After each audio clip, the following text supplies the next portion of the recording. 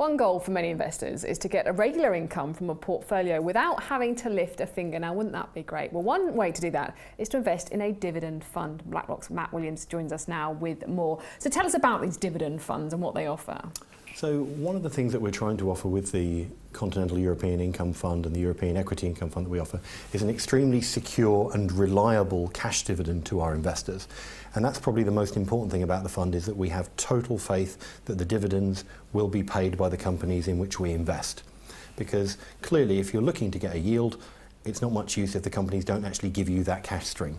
So that's incredibly important for us, that we do look at the reliability of that dividend above all else.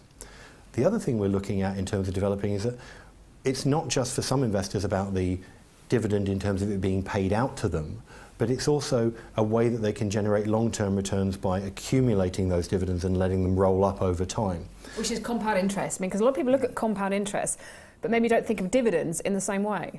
Exactly. And I think it's important to understand that a flexible approach here is very important, because it's quite useful to be flexible in how you manage the portfolio, so that you always have the same criteria that need to be met in terms of dividend reliability, while also recognising that the identity of the companies that meet those criteria does change over time.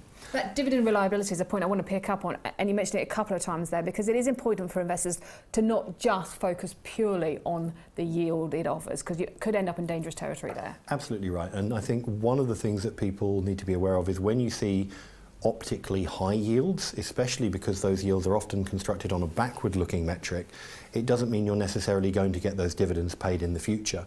And at the same time, if yields are looking very, very high, sometimes that does mean you're not going to get paid them.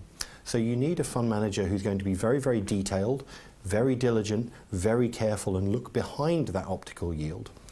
What we do is look at things like the free cash flow yield. So are those dividends actually underpinned by cash?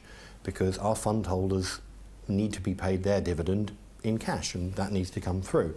What we also look for is the shape of the balance sheet. Look at how indebted the company is, because if you invest in equities, you're going to get paid after bondholders get paid. So we need to make sure that there's enough money to go around, and we're very, very careful about that.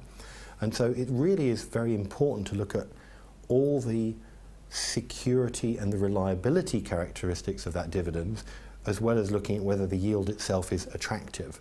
What about looking at when it's paid out? And is it worth building out portfolio around funds where the dividends are paid out at different times during the year to stagger the payout? You can do that, and dividends are seasonal. Most European companies tend to have a calendar year end of December 31st. The dividend payout tends to be weighted much more in the second portion of the year. So one way you could be doing that is to look at when the funds pay out theirs. Another way you can do that is just to recognise that that is the calendar schedule, and you just have to be aware of that going forward. Certainly in some jurisdictions, we do offer monthly distributed smooth share classes. So there's other ways that you can get to that, to get to that outcome in terms of replicating your salary, or your salary supplement, or your pension replacement, or whatever you're trying to achieve. But I think one other thing to bring in is, just because it's a dividend fund doesn't give you an excuse not to worry about valuation. There are a lot of companies out there whose dividend reliability is completely fantastic and unimpeachable, but they are trading quite expensive. And so you have to be very careful that you invest in high quality companies when the yield is attractive, when the yield is secure and reliable, and when the valuation is also attractive. Because obviously one of the disadvantages of paying too much for a stock is that you leave yourself at risk if the share price falls in the short term, but also if the share price is higher, then that squeezes your yield and you'll be getting less income. And also, I suppose that there's the possibility that dividend funds aren't always the right product for everyone, are they? Yeah, it definitely comes down to the individual outcome that the investor wants. Certainly the natural home for income funds has historically been the older generation in terms of actually looking for yield to live on.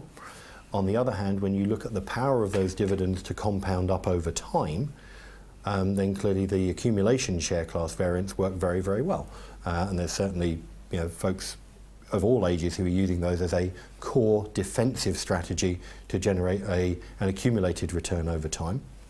I think that really comes down to what you're individually trying to achieve. Now, when it comes to our UK investor base, the UK has a very, very long track record of investing in equities for dividends. UK income funds have been going forever. The European market is actually much newer, probably only about 7-8 years old at most.